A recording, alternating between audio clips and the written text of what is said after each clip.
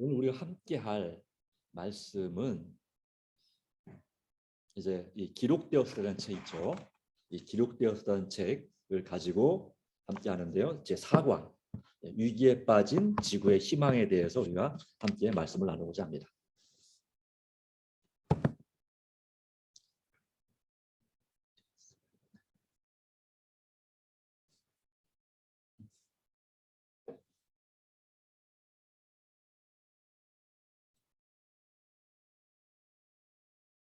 위기에 빠진 지구의 희망.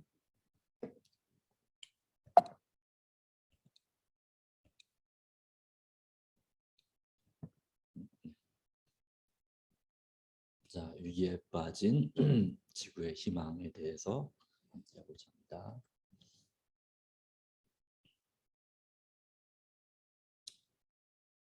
네, 잘 보이시죠? 네, 어떠신가요? 잘 보이시나요? 네, 잘 보이시면 됐습니다. 같이 함께 하겠습니다. 위기에 빠진 지구의 희망이란 말씀을 가지고 우리가 이 죄의 문제에서부터 어떻게 벗어날 수 있고 어떻게 구원받을 수 있는지에 대하여 또 용서에 관하여 또 구원에 이르는 단계에 관하여 우리 함께 하고자 합니다. 네. 이 교재에도 나오지만 1914년 영국의 탐험가인 어니스트 셰클턴 또는 셰클턴 이 경위 그의 대원들과 함께 28명 정도의 대원들과 함께 그들이 이 남극 탐험에 나섰습니다. 그런데 거의 도착을 했는데 이 배가 그들이 타고 왔던 배가 이 얼음에 갇혀서 이제 꼼짝을 못하고 몇 달 동안 그렇게 있게 됐습니다. 그런데 그 배가 이 밑바닥이 이제 그 원래 얼음이 많이 있는 곳에는 이제 쉐빙선처럼 밑바닥이 이렇게 둥글어야 되는데 일반 배는 이렇게 돼 있죠. 이렇게 삐죽하게 돼 있죠. 예. 그래서 그런 일반적인 배였어요. 그래서 그 얼음이 많이 얼면 그것을 뚫고 나가기가 그렇게 바닥이 둥글면 그 동력을 이용해서 또 바람을 이용해서 이렇게 밀면은 이게 그 이 둥근 바닥 때문에 얼음 위로 올라가서 얼음을 깨면서 나갈 수 있거든요. 그런데 이 배가 이렇게 뾰족하다 보니까 이렇게 돼 있다 보니까 그러다 보니까 이게 이 얼음에 갇혀서 결국은 그 얼음이 얼었다 녹았다면서 그 유빙에 의해서 이 배가 마침내 깨지고 침몰하는 지경에 이르게 됐습니다. 그래서 그들이 이와 같은 사진에 나오는 이 구명선 세 척에 나눠 타고 그들이 항해를 해서 이 엘리펀트 아일랜드, 그러니까 코끼리 섬이라고 하는 그 섬이란 무인도에 도착을 하게 되는데 한 21, 그러니까 이 28명이네요. 네. 여기에는 여기 이제 몇 명이라고 나와 있지 않지만 이 책에는 28명이 이제 상륙을 했는데 보니까 거의 뭐 이 구원의 희망이 별로 없는 것입니다. 그래서 그 북쪽에 한 800마일 떨어져 있는 1300km 이상 떨어져 있는 그 조지아 섬이라고 하는 이제 그 고래 잡이 그 어선들이 모이는 기지가 있는 항구가 있는 그곳으로 이 중에 제일 튼튼한 구명정을 6명의 선원들, 그러니까 이 셰클턴 선장과 그리고 5명의 정말 용감한 그 선원들이 이제 이 동료들을 구조하기 위해 큰 배를 요청하기 위해서 이제 이 엄청난 파도를 뚫고서 이제 가게 됩니다. 그때가 여기 있는 것처럼 1916년 4월 24일로 되어 있습니다. 또는 어떤 데는 1914년 4월 24일로 되어 있는데요. 네.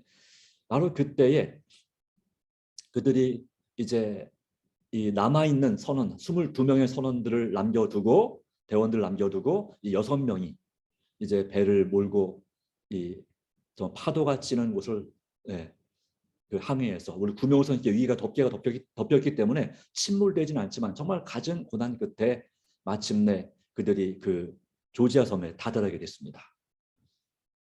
그리고 나서 이제 이 남아있는 대원들, 코끼리 섬의 대원들을 구조하기 위해서 이제 배를 빌려서 여러 번 시도했는데 3번이나 실패를 했습니다. 왜냐하면 그 유빙 때문에 떠다니는 얼음에 배가 깨질까 봐 두려워서 실패를 하다가 마침내 4달 반 만인 8월 30일에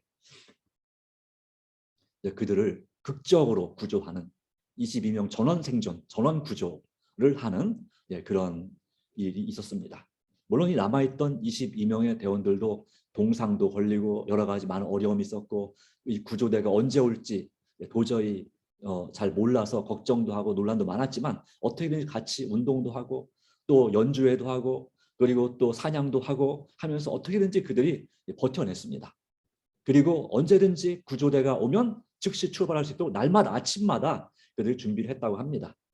어쨌든 그러나 그들의 상황은 정말 아주 딱하고 아주 어려운 상황이었습니다. 언제 구조대가 올지 모르겠지만 그 유일한 희망은 이 그들의 대장인 쉐클턴과 그가 이제 끌고 올 배의 그 구조선에 기다리는 것밖에는 방법이 없었습니다. 분명히 돌아올 것이 약속을 했고 그렇기 때문에 그들 그 약속을 믿고 기다렸습니다. 어쩌면 우리도 이런 쉐클턴의 선원들과 아주 어려운 딱한 비슷한 처지에 있는지 모릅니다. 죄로 인해서 이 세상은 스스로의 힘으로 도저히 해결할 수 없는 그런 이 처지에 처하게 된 것입니다. 외부로부터의 도움이 절실한데 우리의 유일한 도움은 구원은 누구에 달려 있습니까? 바로 이 사람들이 그들의 대장, 선장을 기다렸던 것처럼 바로 우리에게 이 지구를 구원하실 수 있는 유일한 선장, 대장은 예수님 분이시라고 하는 것입니다. 그렇다면 이 성경은 죄로부터 어떻게 지구가 구원받게 되는지에서 어떻게 말하고 있는지를 우리가 또 살펴보기를 원합니다. 저희가 어떻게 지구에 들어오게 됐습니까? 예, 물론 이 그림에 있는 뱀처럼 생기지 않았을 겁니다. 그러나 먼저 하늘에 전쟁이 있었습니다. 요한계시록 12장 7절 이 전쟁이라는 답을 책에다 옮겨 적으면 됩니다. 전쟁이 있었고 거기에 이제 죄를 선택한 하나님 앞에 불순종하기를 선택한 사단이 하나님과 싸움을 벌여서 실패하고 지고 그 다음에 이제 그 반응의 정신을 가지고 이 지구로 들어와서 사람을 유혹하게 되었습니다. 그리고 뱀의 모습으로 아마도 이 여자가 제일 좋아했던 애완동물일 것 같습니다. 지금 이 그림에 나오는 것보다 훨씬 더 아름답고 마치 그 상상 속의 동물 용처럼 찬란한 빛이 나고 또 이게 털이 아주 정말 이쁘고 아주 부드럽고 하여튼 그런 아주 영리한 그런 동물이었습니다. 그 뱀을 통해서 이제 사단이 들어왔죠. 그리고 여자에게 묻습니다. 하나님이 참으로 너희에게 동산 모든 나무 열매를 먹지 말라 하시더냐라고 했죠. 참으로라고 말하는 것이고 이렇게 함으로 의심을 불러일으키고자 하는 것입니다. 하나님 말씀을 의심하고 거절하도록 유혹했다고 하는 것입니다. 그래서 이제 여자는 이 선악을 알게 한 나무 열매 외에는 다른 것은 다 먹어도 된다고 말씀하셨다라고 해서 이제 이 여자가 반드시 뭐라고 반응을 할 수밖에 없는 질문을 한 거죠. 그리고 그것을 따먹으면 죽으리라고 말씀하셨다. 그런데 이 뱀은 하는 말은 거짓말은 무엇입니까? 3장 4절에 너희가 결코 죽지 아니하리라 그랬습니다. 결과적으로 이 뱀 속에 들어간 사단의 말을 듣고 여자와 남자가 이제 죄를 짓게 됐습니다. 그렇죠. 그 범죄를 선택한 결과는 무엇이었습니까? 이사야 59장 2절 말씀 가운데 오직 너희 죄악이 너희와 너희 하나님 사이를 갈라놓았고 너희 죄가 그 얼굴을 가려서 너에게 듣지 않으시게 함이니라. 죄로 인해서 하나님과 우리 사이가 분리됐습니다. 갈라지게 됐고 멀어지게 되었습니다. 그리고 그 결과적으로는 이제 절망에 이르게 된 것이죠. 딱 하나 하나님과 같아진 게 한 개 있습니다. 뭐가 하나님과 같아졌습니까? 창세기 3장 22절에 있는 것처럼 선과 악을 아는 일에 있어서 하나님과 같아졌습니다. 그 외에는 하나님을 닮은 게 하나님처럼 된 것이 아무것도 없습니다. 하나님께서 기존에 주신 것 외에는 자유의지 또 하나님의 사랑의 품성 그런 것 외에는 같아진 게 없습니다. 자, 그래서 이 죄로 인해서 결과적으로 그 죄는 아담과 하와뿐만 아니라 그의 후손들에게도 영향을 끼치게 되었고 로마서 6장 23절은 뭐라고 말합니까? 죄의 삭은 사망이요 라고 했습니다. 여기서 말하는 사망은 어떤 사망을 말할까요? 로마서 3장 23절 말씀은 모든 사람이 죄를 범하였으면 하나님의 영광이 이르지 못하더니라고 말씀하고 있습니다. 그리고 이 로마서 6장 23절 말씀 보시면 그 앞부분에 바로 그리스도 하나님의 은사, 그리스도 안에서의 하나님의 은사는 영생이다라고 말씀하고 있습니다. 그렇기 때문에 여기서 말하는 죄의 삭은 사망이라는 말씀은 무엇이냐면 그냥 한번 죽는 것이 아니라 영원한 사망을 가르치는 것이 되겠습니다.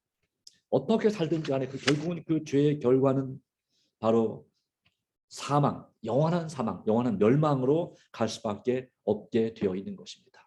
이러한 사람들이 죄를 지은 아담의 후손들이 죄의 결과로부터 벗어날 수 있는가 하는 것입니다. 어떻게 벗어날 수 있다고요? 로마서 6장 23절 말씀의 전체를 보면 죄의 삭은 사망이요라고 했고 그 다음에 뭐라고 했습니까? 하나님의 은사는, 하나님의 선물은, 은사는 이제 구원의 은사 이렇게 말하지만 또 성령의 은사 말하자면 선물도 됩니다. 그리스도 예수 우리 주 안에 있는 영생이니라. 다시 말하면 우리가 예수님을 믿음으로 말미암아서 우리를 위하여 바로 하늘의 왕관을 벗으시고 가시관을 쓰셨던 바로 예수님을 믿음으로 예수님께서 우리의 죄값을 대신 치르심으로 바로 하나님의 은혜, 바로 율법을 어긴 우리가 하나님 앞에서 화목하게 되고 우리가 결코 갚을 수 없는 은혜, 바로 구원을 받게 되는 영생의 길이 우리에게 열려 있다고 하는 것입니다. 자, 그렇다면 어떻게 이 영생의 선물을 받을 수 있을까 하는 것이죠. 어떻게 받을 수 있을까요? 요한복음 3장 16절입니다. 같이 한번 읽어보겠습니다. 하나님이 세상을 이처럼 사랑하사 독생자를 주셨으니 이는 그를 믿는 자마다 멸망하지 않고 영생을 얻게 하려 하심이라 라고 말씀합니다. 그렇습니다. 우리가 영생을 선물로 받을 수 있는 비결은 바로 무엇입니까? 예수님을 믿는 것입니다. 믿음으로 순종하는 것입니다.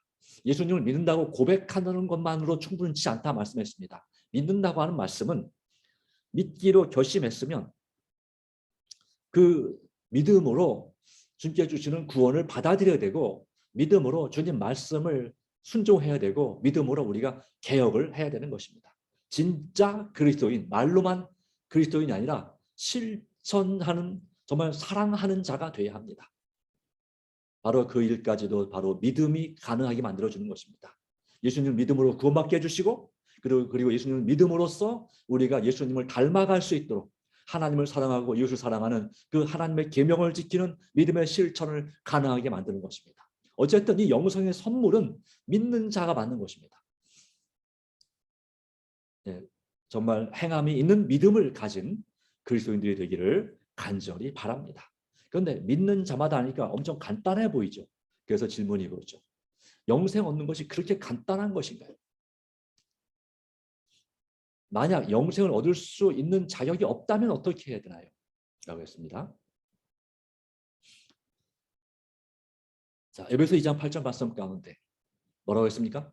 너희가 그 은혜에 의하여 믿음으로 말미암아 구원을 받았으니 라고 했습니다.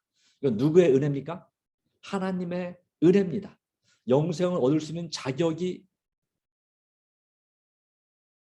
있습니까? 없습니까? 우리 사람이.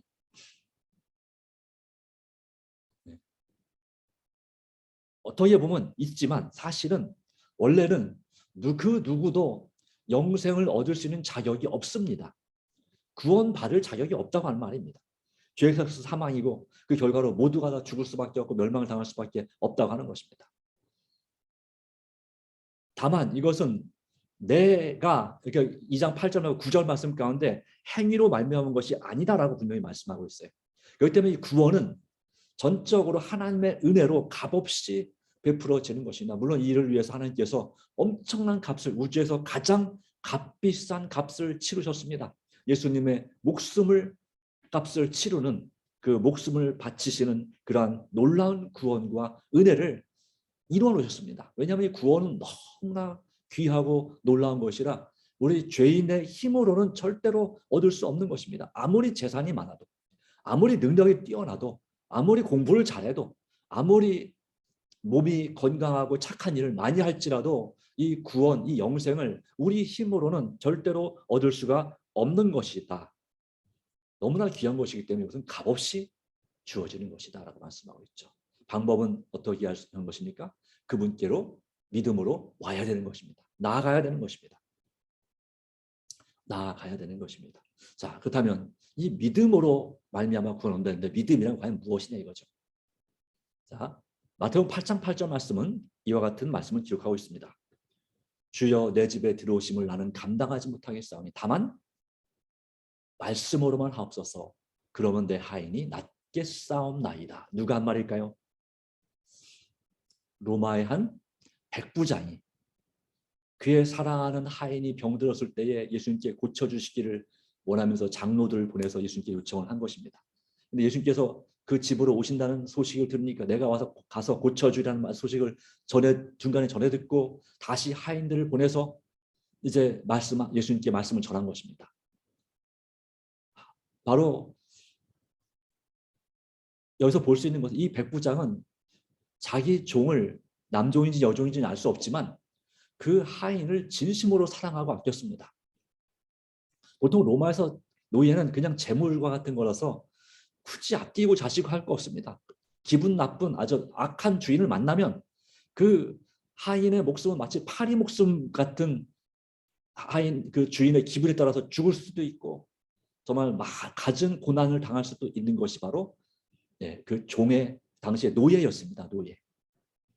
그런데 이 백부장은 그를 참으로 긍휼히 여기고 사랑하고 그를 낫기를 간절히 원해서 그것을 낫게 해주시기를 예수님께 요청을 한 것입니다. 그리고 예수님이 그의 집에 들어오심을 감당치 못하겠다라고 반응하고 있습니다. 그냥 말씀만 하시면 나을 것이라고 그는 믿었습니다. 자, 그렇다면 이 믿음은 예수님을 어떤 분으로 믿는 믿음일까요? 어떤 분을 믿은 것입니까? 네, 그가 충성하는 로마 황제보다도 더 높으신 만왕의 왕, 만주의 주로 그가 예수님을 믿었다고 볼 수 있습니다. 정말 진짜 하나님의 아들로 믿었습니다. 그러기에 그렇게 귀하고 높으신 분이 자기 집에, 물론 그의 집도 아주 그 작은 집이 아니었을 겁니다. 백부장이기 때문에 적어도 대저택에 그렇게 오늘날 말하면 아주 큰 집, 크고 멋진 집에 살고 있었을 것입니다. 그럼에도 불구하고 그는 그의 집에 수십 명의 노예들이 있었고 또 100명 이상의 부하들이 있었지만 그 집에 예수님이 들어오심을 감당하지 못할 만한 정말 참된 신앙의 모범을 보여주었습니다. 말씀하신 그대로 말씀만 하시면 이루어질 것이라고, 그의 하인이 나을 것이라고 확실하게 믿었던 것입니다. 그와 같은 믿음이 오늘 우리에게도 필요합니다. 아브라함도 역시 마찬가지로 하나님에 대해서 그렇게 내게 아들이 있겠다 90세에 말씀하셨죠. 또 99세에 말씀하셨죠. 그때에 아브라함은 하나님을 믿었습니다. 믿음은 보이지 않지만 바로 그분께서 약속하신 것이고 말씀하신 것이면 반드시 될 것이라고 믿고 그렇게 행동하고 살아가는 것이 진정한 믿음이라고 말할 수 있겠습니다. 네. 그래서 로마서 4장 20절 말씀에 믿음으로 견고해져서 하나님께 영광을 돌리며, 믿음이 없어 하나님의 약속을 의심하지 않고 믿음으로 견고해져서 하나님께 영광을 돌리며 한 것처럼 하나님께서 말씀하시는 대로 이루어질 것을 확신하고 그대로 순종하고 살아가는 것이 바로 믿음이다. 기다리고 반드시 돌아올 것이라고 약속하셨으면 돌아올 것을 믿고 언제든지 만날 준비를 하고 있는 것이 바로 그 믿음이에요. 처음 예화에 나온 것처럼 그 셰클턴의 그 부하들이 그 대장의 인격과 그 말을 믿었습니다. 내가 반드시 당신들을 구하러 오겠다는 그 말을 믿고 그들이 기다린 것처럼 그가 하여튼 그의 대장이 목숨을 잃지 않는 한 반드시 돌아올 걸 믿은 것처럼 우리도 우리 하나님, 우리 예수님에 대해서 우리에 대한 구원의 약속과 이 모든 놀라운 은혜가 영생을 주시겠다는 약속이 이는 저를 믿는 자마다 그를 믿는 자마다 멸망치 않고 영생을 얻겠다고 하는 그 약속을 우리가 확실하게 믿고 그 믿음으로 주님께서 우리에게 말씀하신 것들을 하나하나 순종하고 실천해가는 그와 같은 믿음이 우리에게 필요합니다. 우리를 어디로 인도하시든지 우리 죄가 용서받을 믿고 나아갈 줄 믿습니다. 바로 이 일을 위해서 주님께서 뭘 말씀하셨습니까? 믿음, 죄 사함에 대하여 말씀하십니다. 구원받기 위해서는 반드시 필요한 것이 뭡니까? 죄가 용서받는 것입니다. 사도행전 3장 19절. 그러므로 너희가 회개하고 돌이켜 죄 없이 함을 받으라. 그리하면 유쾌하게 되는 날이 너희에게 이를 것이요 라고 말씀했습니다. 이 회개라는 것은 죄에서부터 완전히 돌아서는 것입니다. 정말로 죄를 슬퍼하고 통회하고 후회하고 뉘우치는 그리고 그 죄를 반드시 고치겠다고 하는 그런 간절한 마음과 확신, 그것이 바로 진짜 회개를 말할 수 있는 것입니다. 그러나 이름뿐인 회개, 가짜 회개는 아무리 눈물을 흘리며 회개할지라도 그것이 벌받을 것이 무서워서 또 재판정에서 어떻게든 형량을 줄이려고 잘못했다고 그 피고들이 말하는 것처럼 그런 식으로 하는 회개는 하나님께서는 아십니다.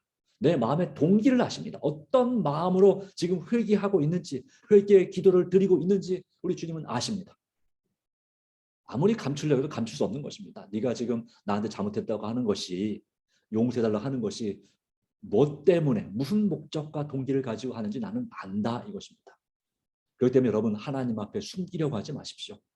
있는 그대로 다 내놓고 정말 내 스스로는 어떻게 할 수 이 죄로부터 구원받을 수 있는 길이 없음을 확실하게 믿고 내 삶의 그 죄된 습관을 내 힘과 노력으로는 절대로 고칠 수가 있습니까? 없습니까? 불가능합니다. 그것을 믿고 그러나 나는 못 고치지만 누가 고칠 수 있습니까? 전능하신 하나님이신 예수님께서 고쳐줄 수 있습니다. 성령님의 역사로 내 죄된 습관이 정말 깨끗하게 되고 사단과의 싸움에서 승리할 수 있습니다. 좋습니다. 그리고 또한 우리에게 회개할 마음을 주시는 분이 누구십니까? 성령님이십니다. 그분을 의지함으로 나는 용서를 받을 수 있습니다.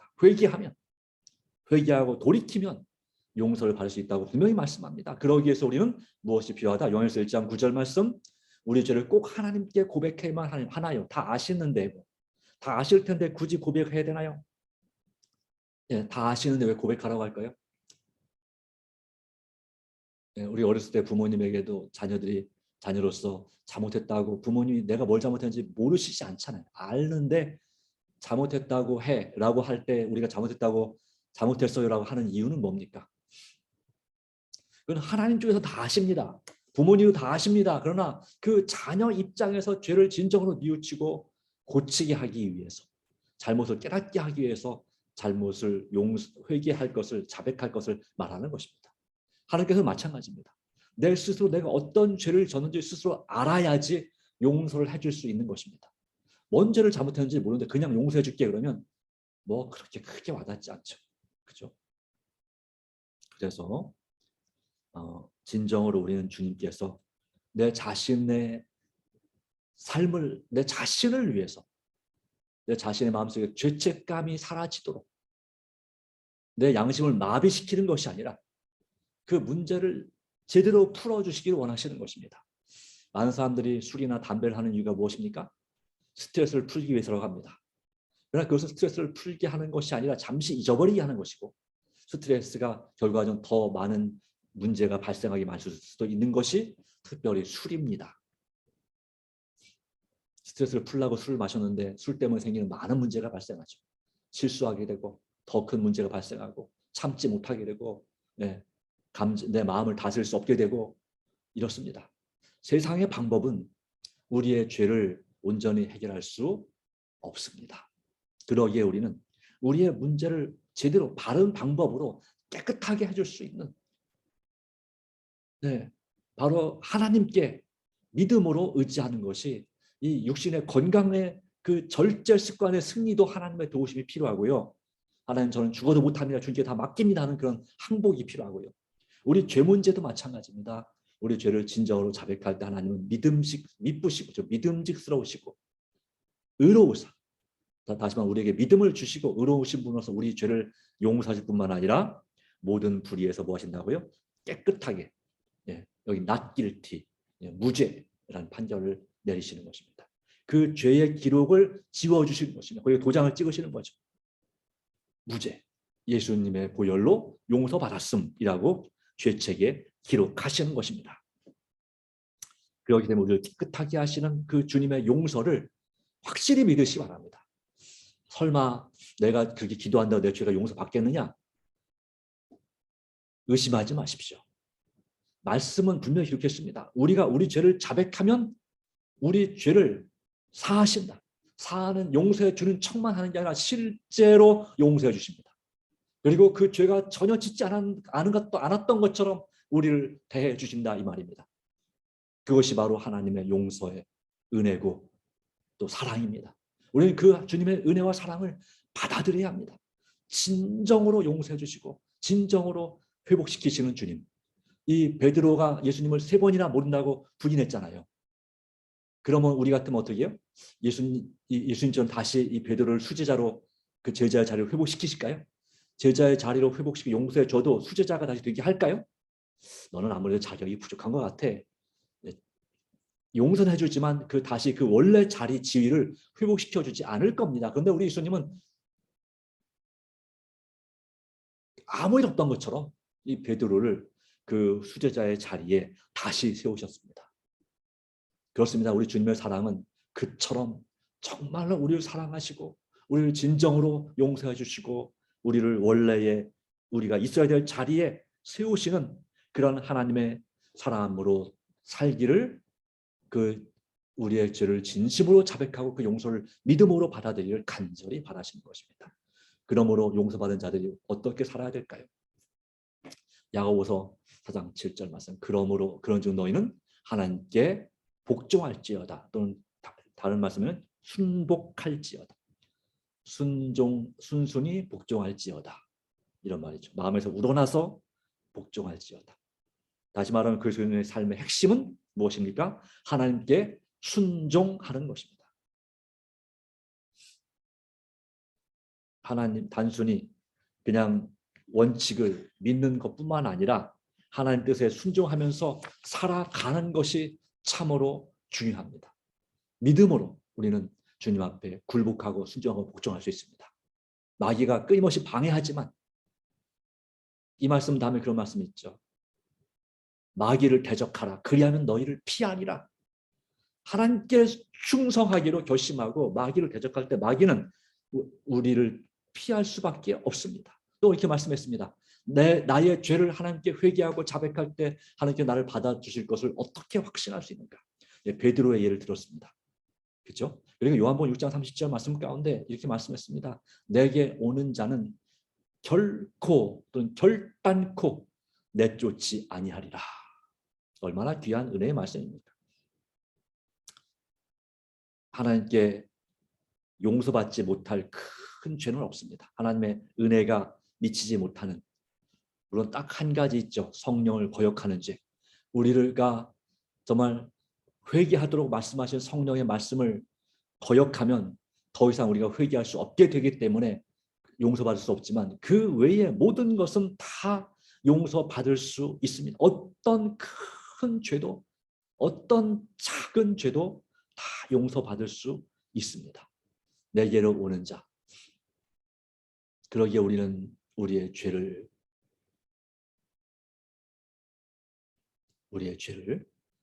주님 앞에 있는 그대로 가지고 가서 주님 앞에 용서를 구할 필요가 있겠습니다. 결코 내쫓지 아니하리라. 동시에 우리 주님은 우리를 절대로 내쫓지 않으시는, 문전박대하지 않으시는 동시에 우리 마음속에 주님께서 들어오시기를 간절히 원하십니다. 요한계시록 3장 20절 말씀 가운데 내가 문 밖에서 두드린다라고 말씀하고 있습니다.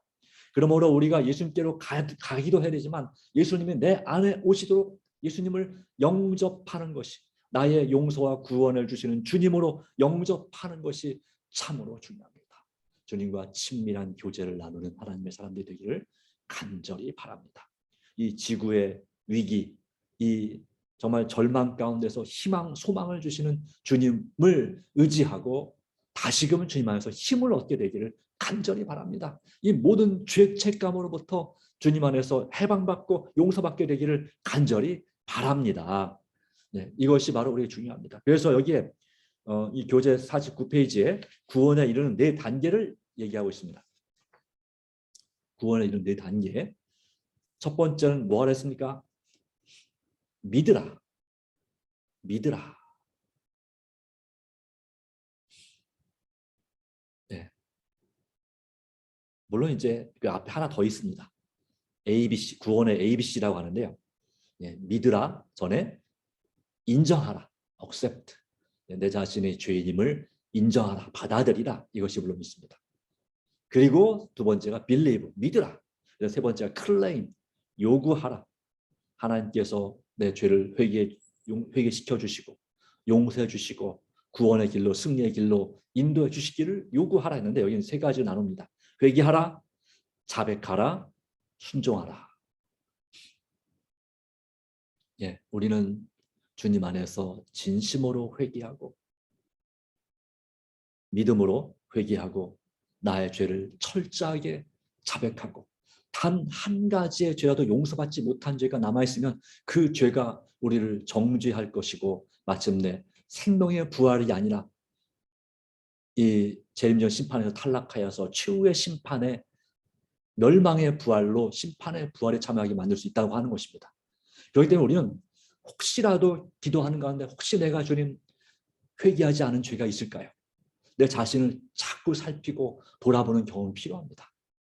내가 예수님께 가까이 나갈수록 그동안의 죄라고 여기지 않았던 것들이 죄로 다가옵니다. 죄인 줄 깨닫게 됩니다.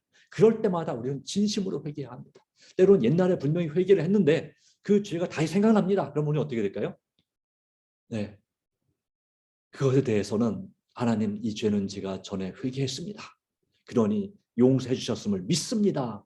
다시 또 용서해달라고 기도할 필요가 없다는 것입니다. 그 다음에 나오는 얘기지만요. 믿습니다.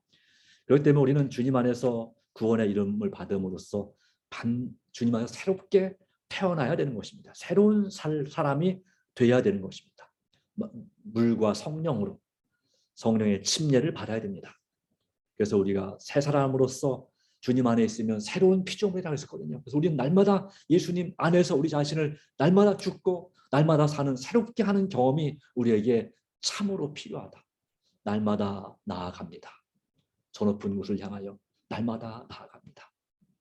하늘 가는 밝은 길이 내 앞에 있으니 슬픈 일을 많이 보고 늘 고생하여도 정말 주님을 의지하고 날마다 나아가시게 되기를 간절히 바랍니다. 자,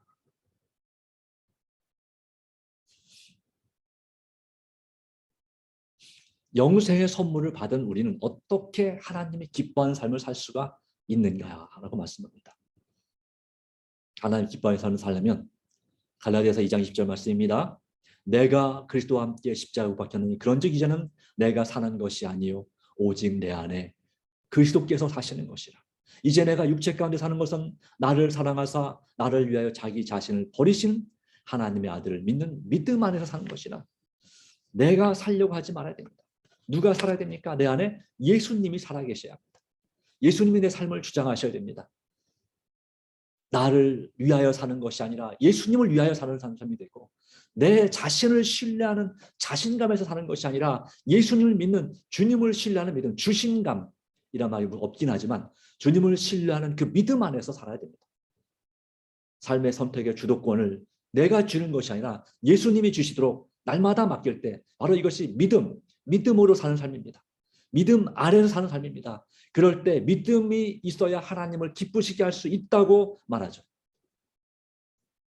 우리는 주님 안에서 하나님이 기뻐하는 삶을 살 수 있습니다. 어떻게요? 내 안에 예수님께서 살아계시도록 하나님과 친밀한 교제를 나눔을 통해서 말씀과 기도로 예수님을 날마다 모시고 그분과 친밀한 교제를 나누셔야 됩니다.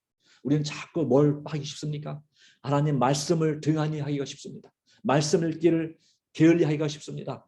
그런데 다른 말씀을 잘 안 보는데 뭐는 자꾸 더 자주 보게 됩니까?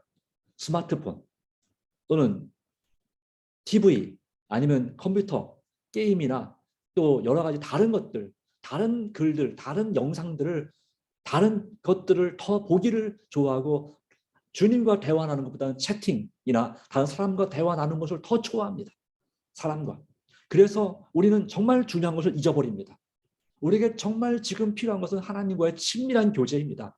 내 죄가 용서받을 수 있는 비결도 주님을 정말 잘 알고 믿어야 주님을 내 죄가 용서받음을 받게 해주셨음을 확실하게 믿을 수 있지 않겠습니까? 참 바쁘고 여러 가지 관심이 당장 말씀으로 돌아가기가 어떤 분은 참 어려울 수도 있습니다. 여러분 성경 통독 카드 받으셨죠? 성경 통독표도 있고요. 네, 이 열심히 성경을 읽으십시오. 열심히 하나님 말씀을 읽으시고 또 새벽 기도에 말씀에 할 수 있으면 늦게라도 꼭 참여하셔서 들으시고 묵상하시고 이 말씀을 가까이 하셔서 말씀을 통해서 예수님을 바라보셔야 합니다. 그리고 정말 더 간절히 기도하는 삶을 사시기 바랍니다. 청년 여러분이든 또 장년 또 노년 여러분이든 누구나 마찬가지입니다. 하나님 말씀을 읽으십시오. 매일 하나님 말씀을 읽기로 결심하십시오. 이것이 바로 예수님을 내 마음에 모시는 비결입니다. 읽고 묵상하고 기도하십시오. 그 말씀대로 되도록 기도하십시오. 이것이 우리에게 정말 가장 필요한 것입니다. 하나님의 용서를 믿으시기 바랍니다. 하나님과 친밀한 관계, 친밀한 교제가 그 어느 때보다도 중요한 때가 바로 지금입니다. 기도와 말씀 외에는 우리가 살 수 있는 길이 없습니다. 세상에 책도 다른 것도 재밌지만 또 만화도 재밌고 또 소설도 재밌고 또 게임도 재밌고 또 동영상도 유튜브 동영상 각종 동영상도 참 재밌고 좋지만 이제는 우리가 그것을 너무 사랑함으로 거기에 중독에 빠져서 살면 안 되고요. 이제는 중독에서부터 중독을 끊고 헤어나와야 되는데 우리 힘으로는 끊기가 너무 어렵습니다. 오늘 가서 당장 해보십시오. 말씀을 원래 보시는 분들은 보기가 좀 쉽겠지만 안 보시던 분들은 성경책을 읽기로 딱 한 장이라도 읽기로 딱 성경을 펴보십시오. 잘 눈에 들어오나? 잘 눈에 안 들어올 겁니다. 자꾸 다른 거가 보고 싶을 것입니다. 처음에는 성경을 보려면 졸릴 수 있습니다. 무슨 말인지도 모르겠고. 네. 그러나 여러분 어떻게든지 우리는 하나님이 기뻐하시는 삶을 살기로 결심해야 됩니다. 이게 우리를 살릴 수 있는 비결입니다. 하나님과의 관계를 맺는 삶은 어떤 삶인가요? 마가복음 4장 28절 말씀 가운데 땅이 스스로 열매를 맺되 처음에는 싹이요, 다음에는 이삭이요, 그 다음에는 이삭의 충실한 곡식이라. 이건 뭘 의미합니까? 성장하는 삶을, 그리스도인의 삶은 성장하는 삶이 되어야 됩니다. 날마다 하나님께 순종할 때 하나님의 뜻이 우리 삶 속에서 이루어지는 것입니다. 그런데 처음엔 싹이라 그랬어요. 이 싹이 처음 나올 때는 얼마나 연약한지 모릅니다. 우리의 신앙도 처음은 아주 연약합니다. 뭐 동물이 지나가다 슬쩍 밟으면 그냥 밟힌 상태로 부러져서 죽을 수도 있습니다. 아니면 다시 일어나는데 얼마나 힘들지 모릅니다.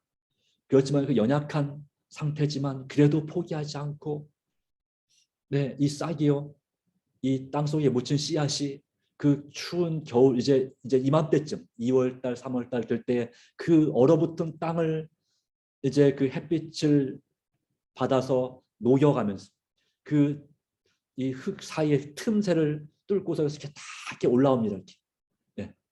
이렇게 올라와서 이제 싹이 비로소 우리 눈에 보이게 나오는 것인데요.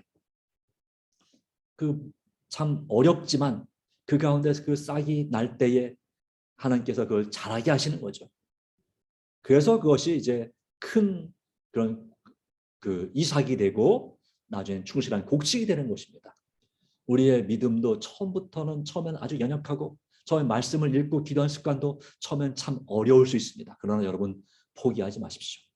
하나님과의 관계를 맺는 삶, 성장하는 삶, 열매 맺는 그리스도인, 품성의 변화와 영혼을 구원하는 그리스도인 여러분 될 수 있음을 확실하게 믿으시기 바랍니다. 하나님 우리에게 약속을 주셨습니다. 여기는 책에 보시면 이런 이야기가 나오죠. 한 성도가 목사님에게 이렇게 질문했습니다. 목사님, 제가 지은 죄를 하나님께서 용서해 주실까요? 목사님이 뭐라고 대답했을까요? 그럼요. 하나님은 분명히 용서해 주실 것입니다. 하지만 매우 나쁜 죄를 지었으면 목사님이 뭐라고 하셨을까요? 하나님은 회개하는 모든 사람의 죄를 용서해 주십니다. 아무리 나쁜 죄, 아무리 큰 죄라도요. 그런데 이분이 이렇게 말하는 것입니다. 저는 사실 50년 전에 정말 끔찍한 죄를 저질렀습니다. 그리고 지금까지 매일 그 죄를 자백해 왔는데 하나님께 저를 용서하셨다는 걸 어떻게 알 수 있을까요? 지난 시간을 돌이켜보니까 제가 5만 번 넘게 그 죄를 용서해달라고 하나님께 기도를 했습니다. 그런데 아직까지도 확신이 없습니다. 이런 얘기를 한 거죠. 그때 목사님이 이렇게 얘기했다고 합니다. 제가 생각할 때 성도님은 하나님을 거짓말쟁이로 만드시는 것 같습니다. 하나님 잘 못 믿으시는 것 같습니다. 하나님은 죄를 자백하면 미쁘시고 의로우사 단번에 그 죄를 용서해 주신다고 했는데 요한일서 1장 9절에 한번 말씀을 보십시오. 이렇게 말씀하셨죠. 만약 우리를 죄를 자백하면 거기에 계속해서 자백하면이란 말이 없죠. 그냥 자백하면 미쁘시고 의로우사 우리 죄를 용서해 주신다 했습니다. 자, 그렇게 자백을 했습니까? 네, 자백했지요. 자, 그러면 하나님은 어떤 분이라고 하셨습니까? 네, 미쁘시고 의로우시다고요. 정말 우리에게 정말 우리에게 신뢰감을 주시는 분이시고 의로우신 분이라고요. 한 번만 말씀을 드려도 기도를 올려도 특별히 죄 용서에 대한 기도만큼은 한 번만 기도를 진심으로 드려도 주님은 확실히 용서해 주신다는 거죠. 그때의 이 말씀을 읽은 이 성도님이 무엇인가 깨닫기 시작했습니다. 다시 읽기 시작했습니다. 만일 우리가 우리 죄를 자백하면 그는 미쁘시고 의로우사 우리 죄를 사하시며 우리를 모든 불의에서 깨끗하게 하실 것이요. 목사님은 잠시 뜸을 들인다는 다음과 같이 말했습니다. 성경은 분명히 말하고 있는 것 같네요. 우리가 방금 전에 읽은 성경절에 비춰볼 때 성도님이 5만 번 자백한 것은 너무 지나쳐 보입니다. 이 성도님이 이 하나님의 말씀을 믿었을까요? 네, 그 다음에 이어지는 이야기 가운데 며칠 후에 그 성도님이 목사님 그리고 말씀했습니다. 목사님과 말씀을 나눈 다음에 50년 만에 제가 비로소 가장 편안한 잠을 잘 수 있었습니다. 무슨 말일까요? 죄 용서에 대한 확신을 50년 만에 갖게 된 것입니다. 그 50년 전에 지은 죄가 확실히 용서받았음을 하나님의 말씀에 의지해서 씨름했을 때, 그 말씀을 진심으로 믿었을 때 그 마음속에 진짜 평화가 찾아온 것입니다. 그렇습니다. 하나님은 말씀하신 것을 반드시 지키는 분이십니다. 맞습니까? 네, 하나님은 말씀하신 것을 지키는 분이십니다. 바로 그 말씀을 우리가 기억하고 우리에게 말씀하시는 그분을 확실히 의지하시게 되기를 간절히 바랍니다. 이것이 우리가 중요합니다. 우리가 죄 지은 것에 대한 두려움을 갖고 있다면 하나님께서 용서하시겠다고 약속하신 것을 확신하시기 바랍니다. 그리고 믿음으로 사시게 되기를 간절히 바랍니다.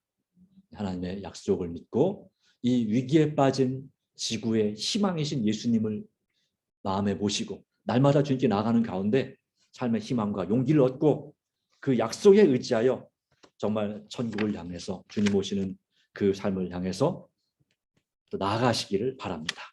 감사합니다. 오늘의 말씀을 줄입니다. 네, 우리 황정우 성도님 또 감사하고 임재용 집사님 감사합니다. 또 있으신 것 나요?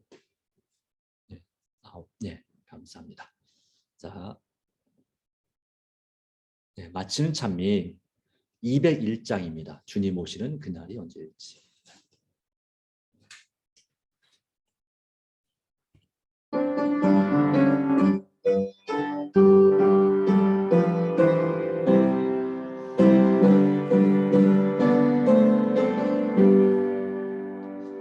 주님 오시는 그날이 언제일지 주님 있는 그날 나 확실히 몰라.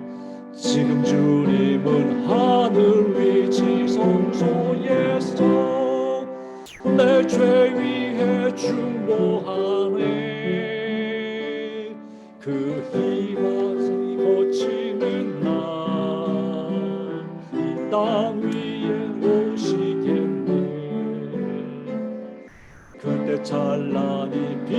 빛나는 주님의 영광 나 그곳에 참여하리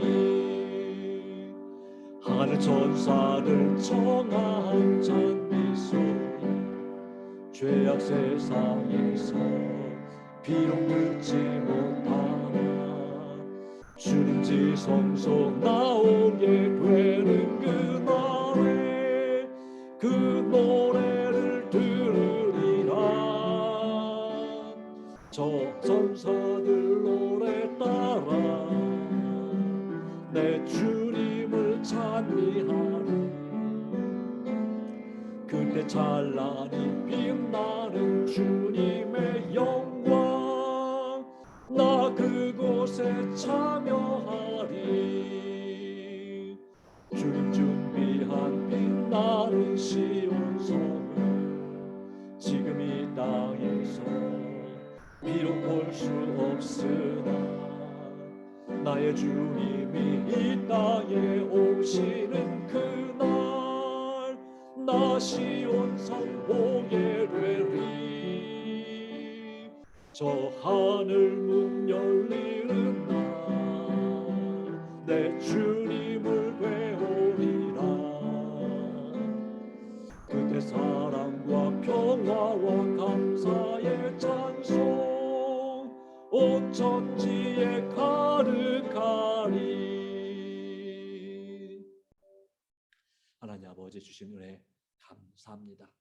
이 위기에 빠진 지구에서 우리에게 주시는 이 희망 바로 예수 그리스도를 통한 용서와 구원의 말씀을 다시 한번 우리 마음 가운데 살펴보게 되었습니다. 하나님이 기뻐하시는 친밀한 관계, 교제를 회복해야 될 줄로 믿습니다.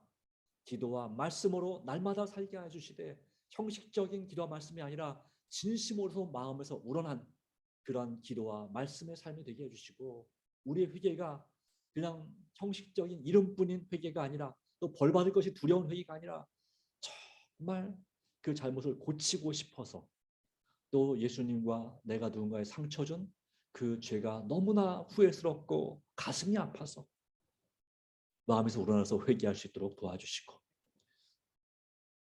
누구든지 주께 나온 자는 쫓아내지 않는다 말씀하셨고 또한 우리의 마음을 두드리시면서 우리가 주님을 영접하기를 말씀하시는 그래서 내 안에 예수님께서 살아계셔서 이제 나 자신을 위해 사는 것이 아니라 우리를 위해 죽으셨다가 살아나신 우리 주님을 위하여 예수님을 위하여 사는 또 예수님의 의에 살아가는 삶이 되게 해주시기를 간절히 바랍니다.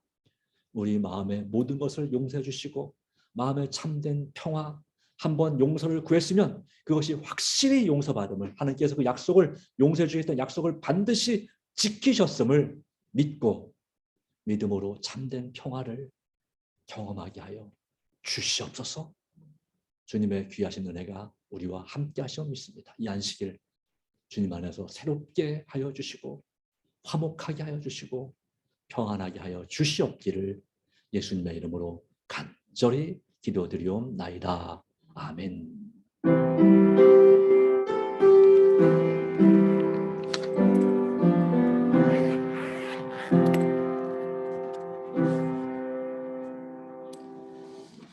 예, 감사합니다. 다음 금요일에는 이보다 더 좋을 수는 없다. 오과에 대해서 미리 읽어오시고 답을 달아오시면 좋겠습니다. 하나님 은혜가 함께 하시기 바라고요. 내일 뵙겠습니다. 감사합니다. 네, 수고하셨습니다. 감사합니다. 또 뵙겠습니다.